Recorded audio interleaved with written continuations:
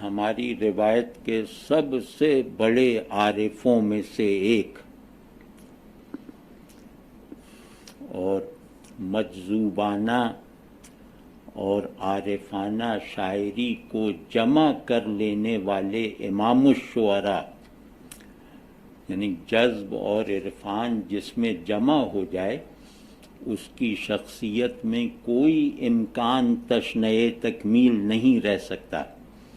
تو یہ ہمارے مولانا روم تھے کہ جن کی شخصیت میں جذب اور تعقل، جذب اور عرفان، دل اور ذہن اپنی انتہائی حدوں پر پہنچ کر یکجان ہو گئے تھے۔ ان کا ایک مصرع ہے غزل کا کہ درد و چشم من نشیں اے آن کے از من تری۔ تو یہ فارسی میں کرافٹ بھی نیا ہے، یعنی مولانا کرافٹ میں، انٹلیکچول کانٹینٹ میں اور پیشن کانٹینٹ میں تینوں میں بے نظیر ہیں، اور ان کی اس بے نظیری کے خاتمے کا کوئی امکان نظر نہیں آتا۔ تو اب وہ فرما رہے ہیں کہ درد و چشم من نشیں اے آن کہ از من تری، کہ میری دونوں آنکھوں میں آ جائیے، میری دونوں آنکھوں میں سما جا، اے وہ کہ جو میں سے زیادہ میں ہے۔ تو میں کہہ سکتا ہوں کہ میں نے یہ مصرع پڑھا بعد میں ہے، اس کے معنی کو لیو پہلے کیا ہے، اپنی اوقات کے مطابق، اپنی وضاحت کے مطابق۔ تو میں نے پرائمری اسکول کی تعلیم کے دور میں ایسے اساتذہ دیکھے کہ اگر مجھے رومی کا یہ مصرع اس وقت یاد ہوتا تو میں اس مصرعے کے علاوہ انہیں کسی اور کلمے سے مخاطب نہ کرتا۔ تو ایسے استاد ملے جن سے یہ کہا جا سکتا ہے، عرض کی جا سکتی ہے، گزارش کی جا سکتی ہے، اور اس چیز کو اپنی مرکزی آرزو بنایا جا سکتا ہے کہ ہم ان سے یہ کہیں اور وہ یہ مان لیں کہ درد و چشم من نشیں اے آن کے از من تری۔ اب کبھی خیر موقع ملا تو اس مصرعے کا جو جہان معانی ہے وہ بہت بڑا ہے۔ اس کا مطلب یہ کہ میں تجھے ایسا دیکھوں کہ میرا مادہ بصارت بھی تو بن جائے، یعنی اس کا سب سے ہلکا مطلب یہ ہے۔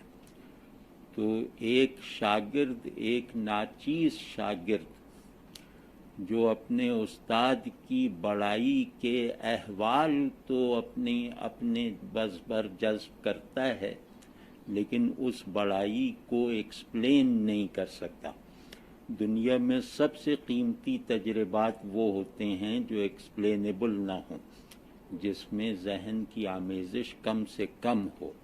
ذہن چیزوں کو چھوٹا بننے پر مجبور کرتا ہے۔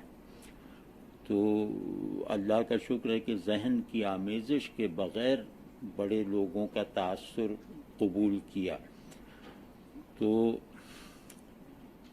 ان میں مثال کے طور پہ مطلب ایک لائن ہے پرائمری اسکول ٹیچرز کی یا لوور سیکنڈری اسکول ٹیچرز کی، ایک لائن ہے جس میں سے ایک فرد جو ہے وہ مطلب یہ کہ آج بھی ایسا لگتا ہے کہ وہ بلندی پہ نصب مقناطیس ہے۔ تو مجھے اللہ کے فضل سے پرائمری اسکول میں ہی ایسے ٹیچرز ملے جن کے بارے میں یہ کہنا واقعاً روا ہے کہ وہ مقناطیس تھے لیکن بلندی کی طرف فکسڈ، اور وہ ایسے مقناطیس تھے کہ ہمارے اوپر لگا ہوا زنگ ان کی کشش کو کم نہیں کر سکتا تھا. تو ان میں سے ایک صاحب تھے، وہ حساب پڑھاتے تھے. اچھا، مجھے کیونکہ یہاں کا تجربہ نہیں، یہ ٹھیک چل رہا ہے نا شاہد اعوان صاحب؟ اچھا، تو وہ حساب پڑھاتے تھے. ان کا نام تو عبد المجید صاحب تھا، تو لیکن ان کو ان کے نام سے لڑکے کم پہچانتے تھے. ان کا عرف تھا ابا جان. سب لوگ انہیں ابا جان کہتے تھے، حتیٰ کہ ہیڈ ماسٹر صاحب بھی انہیں ابا جان کہتے تھے. تو وہ اس وقت میرا خیال ہے 70 کے پیٹے میں تھے، اور میں نے اتنا ایکٹیو فزیکلی فٹ بوڑھا آدمی کبھی نہیں دیکھا. مطلب وہ بالکل ایتھلیٹس کی طرح تھے، اور ان کے سفید بالوں کے سوا ان میں بڑھاپے کے کچھ آثار نہ تھے. مطلب بہت تیز چلتے تھے، بہت بہت گونجتی ہوئی آواز تھی. مطلب ایک سچا آدمی جس کی شخصیت میں گہرائی ہو، اس کی آواز جیسی ہوتی ہے ویسی ان کی آواز تھی، سخت، تہدار اور گونج رکھنے والی. تو حساب سے مجھے جتنی نفرت اس زمانے میں تھی، وہ مطلب